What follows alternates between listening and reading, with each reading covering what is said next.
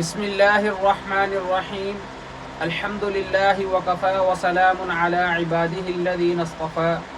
اما بعد۔ جب سیدنا عمر رضی اللہ تعالی عنہ پر حملہ کیا گیا تو ان کے لیے دودھ لایا گیا۔ جیسے ہی آپ رضی اللہ تعالی عنہ نے دودھ پیا تو وہ آپ کی پسلیوں کے زخم سے بہہ نکلا۔ جو اس وقت آپ کے پاس طبیب تھا، جو ڈاکٹر تھا، وہ کہنے لگا اے امیر المؤمنین، آپ وصیت فرما دیں، اب آپ زیادہ دیر زندہ نہیں رہ سکیں گے۔ تو آپ رضی اللہ تعالی عنہ نے اپنے بیٹے عبداللہ کو بلایا اور کہا کہ حذیفہ بن یمان کو میرے پاس لاؤ۔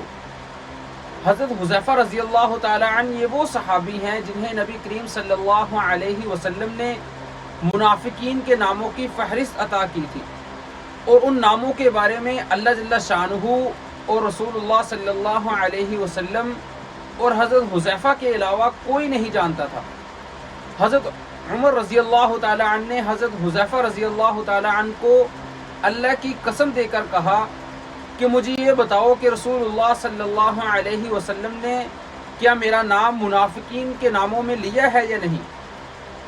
یہ سن کر حضرت حذیفہ رضی اللہ تعالی عنہ کی آنکھوں سے آنسو جاری ہو گئے اور فرمایا کہ یہ میرے پاس رسول اللہ صلی اللہ علیہ وسلم کا راز ہے، یہ میں کسی کو نہیں بتا سکتا۔ چنانچہ حضرت عمر رضی اللہ تعالی عنہ نے اس پر اصرار کیا کہ اللہ کے لیے مجھے اتنا بتا دیں کہ اللہ کے رسول صلی اللہ علیہ وسلم نے میرا نام شامل کیا ہے یا نہیں۔ یہ سن کر حضرت حذیفہ رضی اللہ تعالی عنہ زور و قطار رونے لگے اور کہا کہ اے امیر المؤمنین، میں صرف آپ کو بتا رہا ہوں، اگر آپ کی جگہ کوئی اور ہوتا تو میں کبھی بھی اپنی زبان نہ کھولتا، اور وہ بھی صرف اتنا بتاتا ہوں کہ رسول اللہ صلی اللہ علیہ وسلم نے اس میں آپ کا نام شامل نہیں کیا۔ اس کے بعد حضرت عمر رضی اللہ تعالی عنہ نے اپنے بیٹے عبداللہ سے کہا کہ اب دنیا میں میرے لیے ایک چیز باقی رہ گئی ہے، وہ یہ کہ میں رسول اللہ صلی اللہ علیہ وسلم کے پہلو میں دفن ہونا چاہتا ہوں، لہذا ام المؤمنین حضرت عائشہ رضی اللہ تعالی عنہا کے پاس جاؤ،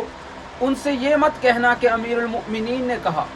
بلکہ یہ کہنا کہ کیا آپ عمر کو اپنے ساتھیوں کے قدموں میں دفن ہونے کی اجازت دیتی ہیں، کیونکہ آپ اس گھر کی مالکن ہیں۔ تو ام المؤمنین عائشہ صدیقہ رضی اللہ تعالی عنہا نے جواب دیا کہ یہ جگہ تو میں نے اپنے لیے رکھی تھی، لیکن آج میں اسے عمر کے لیے ترک کرتی ہوں۔ جب حضرت عبداللہ بن عمر رضی اللہ تعالی عنہ وہاں سے اجازت لے کر واپس آئے تو دیکھا کہ حضرت عمر کا رخسار مٹی پر پڑا ہے، تو انہوں نے آپ کا چہرہ اٹھا کر اپنی گود میں لے لیا۔ حضرت عمر رضی اللہ تعالی عنہ نے اپنے بیٹے کی طرف دیکھا اور فرمایا کیوں تم میرا چہرہ مٹی سے بچانا چاہتے ہو؟ میرا چہرہ مٹی سے لگنے دو، بربادی ہے عمر کے لیے اگر کل قیامت کے دن اللہ جل شانہ نے اسے نہ بخشا۔ حضرت عمر رضی اللہ تعالی عنہ اپنے بیٹے کو یہ وصیت فرما کر موت کی آغوش میں چلے گئے کہ اے میرے بیٹے، میری میت مسجد نبوی میں لے جانا اور میرا جنازہ پڑھنا، اور حذیفہ رضی اللہ تعالی عنہ پر نظر رکھنا، اگر تو وہ میرے جنازے میں شرکت کریں تو میری میت رسول اللہ صلی اللہ علیہ وسلم کے روضہ مبارک کی طرف لے جانا، اور میرا جنازہ روضہ رسول صلی اللہ علیہ وسلم کے دروازے پر رکھ کر دوبارہ اجازت طلب کرنا اور کہنا کہ اے ام المؤمنین، آپ کا بیٹا عمر رسول اللہ صلی اللہ علیہ وسلم کے پہلو میں دفن ہونے کی اجازت چاہتا ہے، کیونکہ ہو سکتا ہے کہ زندگی میں مجھ سے حیا کی وجہ سے اجازت دے دی گئی ہو، اگر اجازت مرحمت فرما دیں تو دفن کرنا، ورنہ مجھے مسلمانوں کے قبرستان میں دفن کر دینا۔ عبداللہ بن عمر رضی اللہ تعالی عنہ کی نظریں حذیفہ رضی اللہ تعالی عنہ پر تھی۔